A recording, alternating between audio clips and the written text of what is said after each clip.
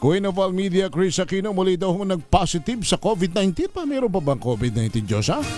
Balita mula kay Diyosa Cruzat sa Showbiz. Diyosa.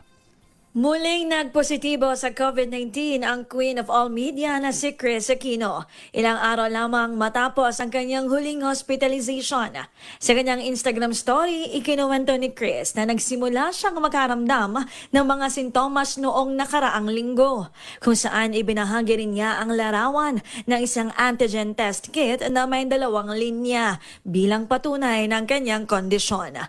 Ayon kay Chris, muli siyang nakaramdam ng matinding panghihina isang araw matapos siyang sumailalim sa methotrexate injectable chemotherapy na sinundan na ng pagkakaroon ng lagnat.